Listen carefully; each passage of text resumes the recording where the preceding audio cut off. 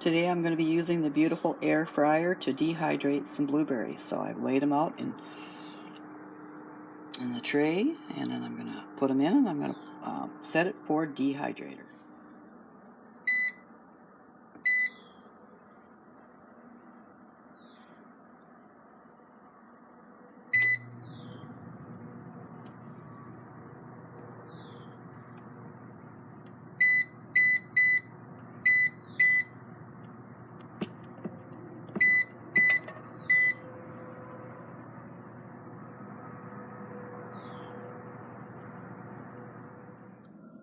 And here are my dehydrated blueberries. So in the beautiful air fryer, which also has a setting for dehydrate, initially I had it on 130, I think, degrees, but after about an hour when I checked, it didn't seem like anything was really happening.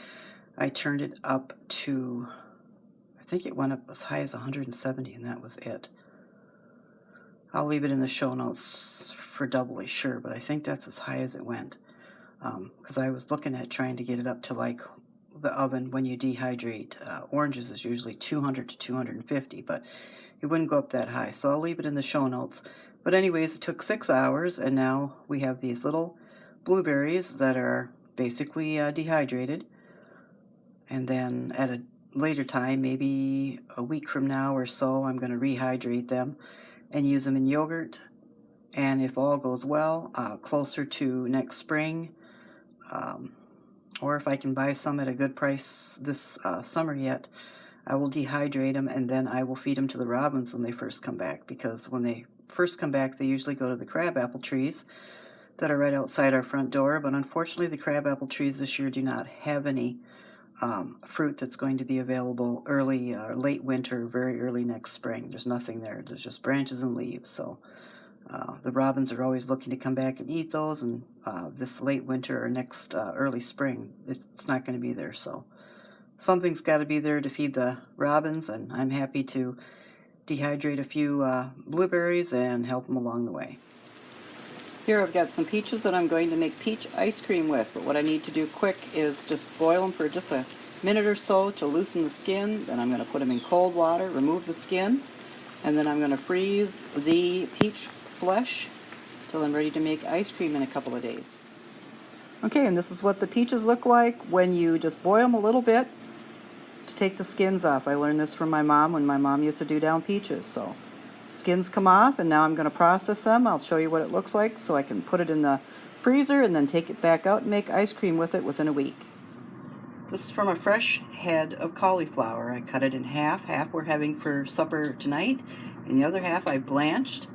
And now I'm going to put it in a freezer bag, and we'll have it at another meal. Instead of letting it sit in the refrigerator and getting all black, or losing its quality and losing its taste in that, I've just blanched it quick. I'll put it in a freezer bag. I'll put it away. In a couple of days, a week, we'll have it as a side again.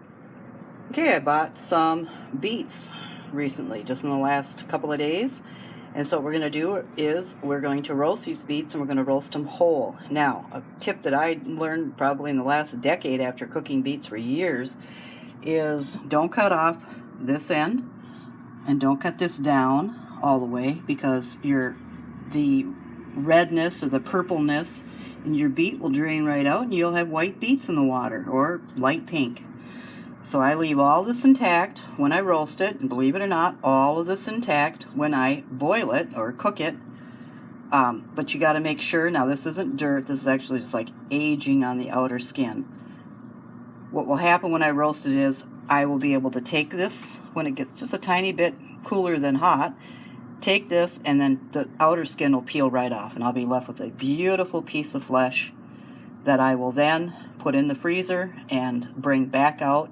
I'm only going to do these down to about 3/4 soft. So you don't want them mushy when you put them in the freezer, because the freezer part will add what seems like liquid or ice crystals or whatever, and then you'll have a mushy mess. So what I do is I'm going to roast these down about halfway, a little over halfway.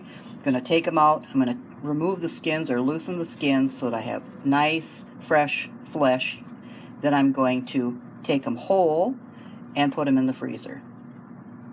And then I'm going to take them out at intervals and slice them up either cold or hot. We'll probably warm them through for salads and also just for sides for dinner. So here they are, all washed and scrubbed, and then I'm going to put them on a cookie sheet, and then I'll show you what it looks like when I put them in the oven. Okay, none of these are really big, you know. I'm going to put them on a cookie sheet. They're going to be on foil with some olive oil. I'm going to drizzle a little olive oil over the top, and then I'm going to put a piece of foil over the top of them in a 350 oven. It's probably going to take an hour and a half to 2 hours.